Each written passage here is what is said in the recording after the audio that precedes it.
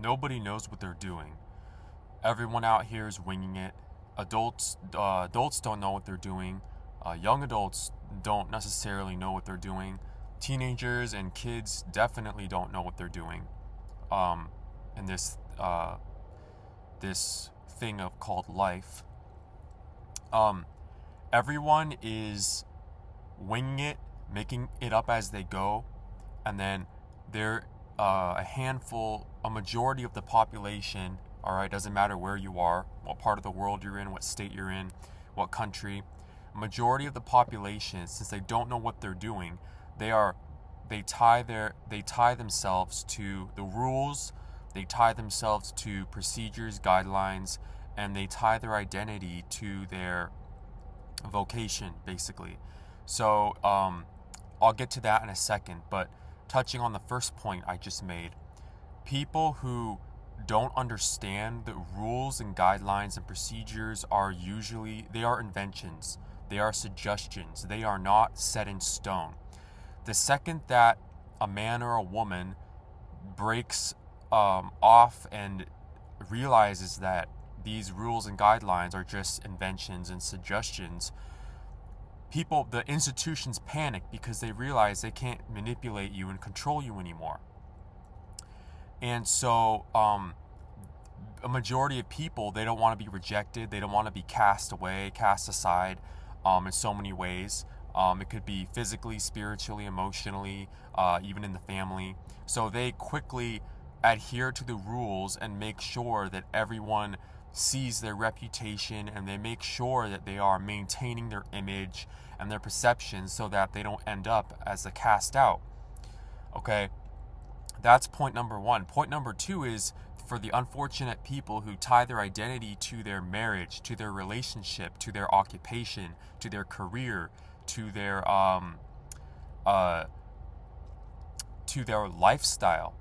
And I'm not talking about people who say I'm a firefighter, or I'm a pilot, or I'm a registered nurse or something, and then that's how they introduce themselves to people who ask what they do for a living. That's not what I'm talking about. I'm talking about people who completely rewrite their entire lifestyle, rewrite their life, rewrite their animus, their anima, rewrite their worldview, revolving around their occupation. So, for example, if they're an engineer, that's their identity. They make sure that everybody knows they're an engineer, all their accomplishments, that they're not useless, that they're wanted, and that they're people need them for projects and everything, and then that becomes their identity. It's no longer, oh, what do you do for a living? I'm an engineer.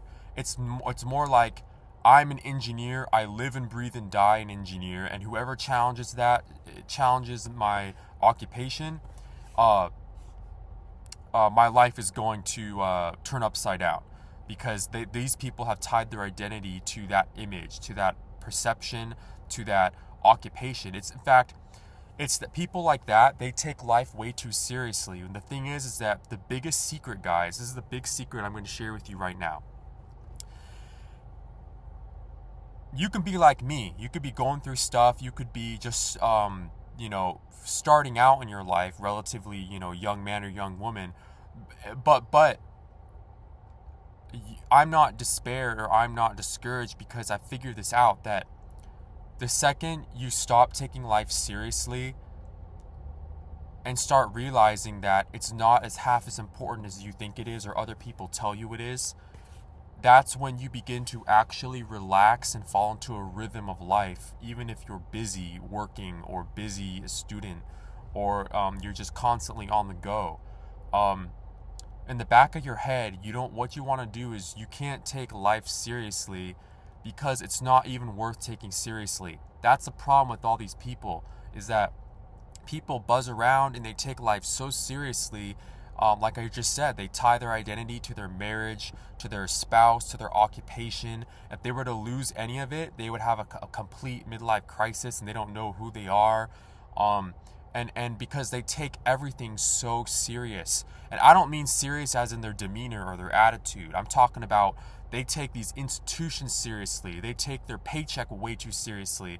They take their property and all the bills they have and the mortgages. They take that way too seriously. They take the perception of people that think about them. That's like when they wake up. This goes for both men and women. When they wake up, they're doing reputation control. They're doing they're trying to think about what they're going to say and what they're going to do that day to make them appear this way when they walk into the office or they walk into their work job, or how they're going to leave that good impression on their spouse they haven't seen in a while. It's like nobody cares. And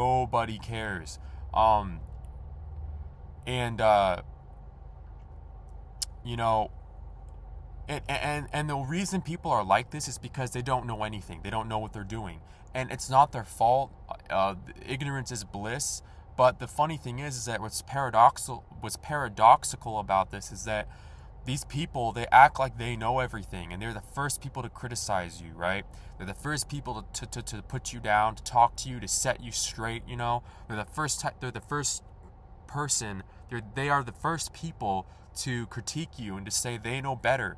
Never take advice from these people. Never take advice from people who are plugged into the rules, the procedures, the matrix, essentially, the system. Never take advice from people who have no identity outside of their job, outside of their marriage, outside of their relationship, outside of their career, outside of their occupation. People who aren't building anything, people who don't care, people who don't understand how much power they have, especially men, all right, especially the male gender. We have a lot of power that the society deprograms us and doesn't want us to figure it out. That's why we're a threat. That's why when people like me break the rules, or we see through the rules, we instantly become and it's not like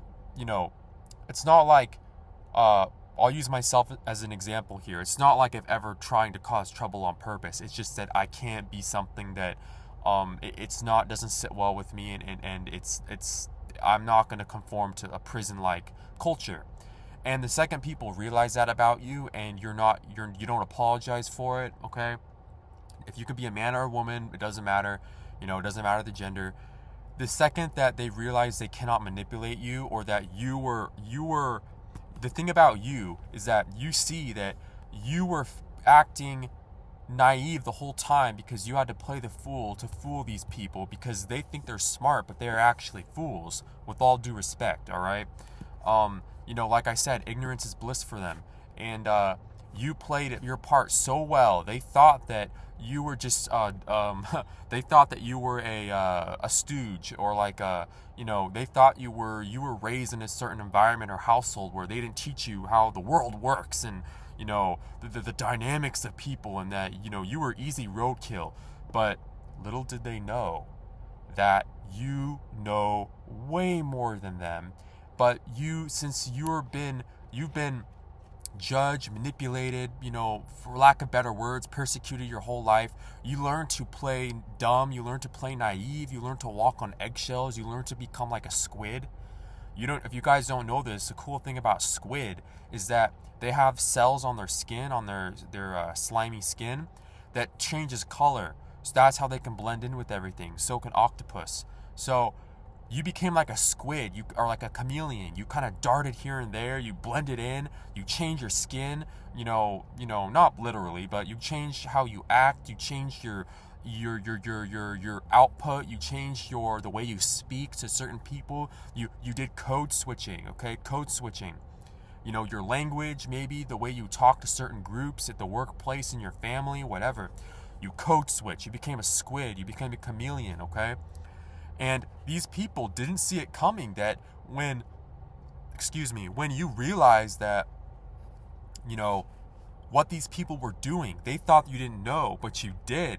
And so the second you started subtly showing them, okay, in a subtle way, that you're just acting, you see right through all this. You see through the manipulation, you see through the games, you see through the language, you see through everything. And these people, they realize that, oh, wait a second. We thought this person, we thought this girl, we thought this guy was weird. We thought they were naive. then we decided to do this and that to them. It didn't work, then they changed a little bit, and then they became a little different, and now they're becoming different again. It's like they're we understand something about this person that they're just, something's different about them, and we don't know what to do with them anymore. That's what these people think, guys. They don't know what to do. You don't conform, but you don't cause trouble either. So they don't know how to approach you. They can't read you. If you're a guy, they'll tempt you with so much stuff. They'll tempt you with women. They'll tempt you with, they'll try and figure out what you do in your free time. They'll try and get you to like self-sabotage. They'll offer you a cigarette. They'll chip away at your esteem or something, or pre-press you to do something, and it doesn't work on you. So they go back and they try to think of something else to try.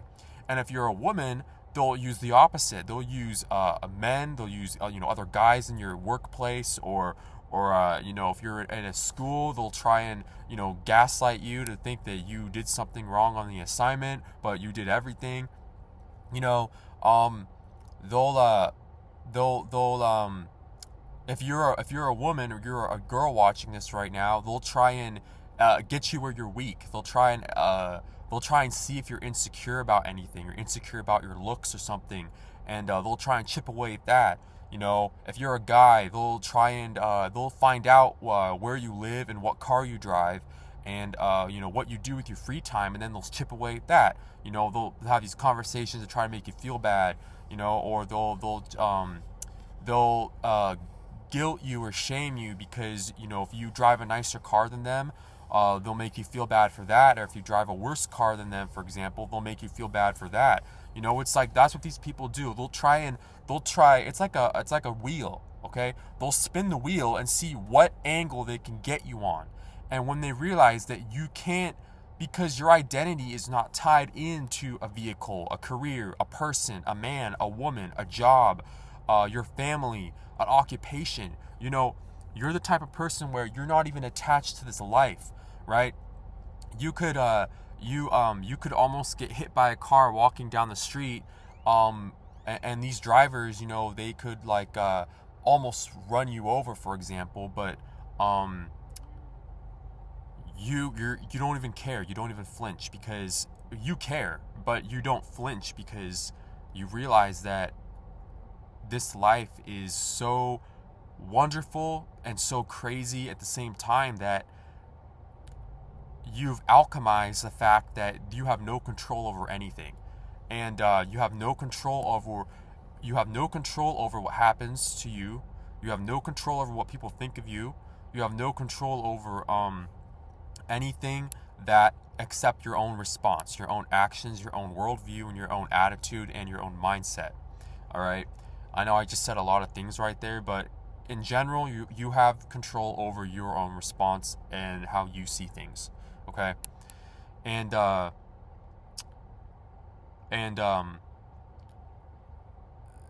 it's none of your business what people think of you. Don't worry about that. All right. Everyone is too busy worried about themselves, and too busy worried about their precious club, or their, what I call, job, right? Everything's a club. Go check out my video, Everything's a Club in 2026, if you want to watch that video. But they're so plugged into their job and their club, their approval from family, it's crazy. As they say in Canada, it's all bad. All right, I don't know if anyone from Canada is watching right now, but you know what I mean. It's all bad. So anyway, this video is kind of on the longer side, but actually not really on the longer side. But it feels like I've been talking for like 2 hours. But I just had a coffee. I have a coffee right here, and yeah, don't take advice from people who don't have the lifestyle you want. Remember, I told you guys this before. Okay, it was like a month ago. But never, if they don't have the lifestyle you want, you don't have to listen to them. If they don't have the accolades you want, not that it matters, but if they don't have the if they don't have the life you want, I'll just put it that way, okay? If they don't have the life you want, if they don't have the attitude, they don't have the lifestyle, they don't have the wholeness, okay? If they don't have the spirituality, if they don't have the awareness that you want to have in life, if they're not something you look up to, if they're not someone you look up to, don't take their advice. And as I make these videos, guys, my intention is not to force my opinion or my teachings on anyone, okay? Take it as it resonates. I encourage you guys to think for yourselves as well, but these things that I teach in my videos, I would greatly appreciate it if you would at least consider what I'm saying, and as I'm trying to help you guys, trying to help you see what I go through and what I had to go through in order to reach the level of awakening on my journey that I've reached, okay?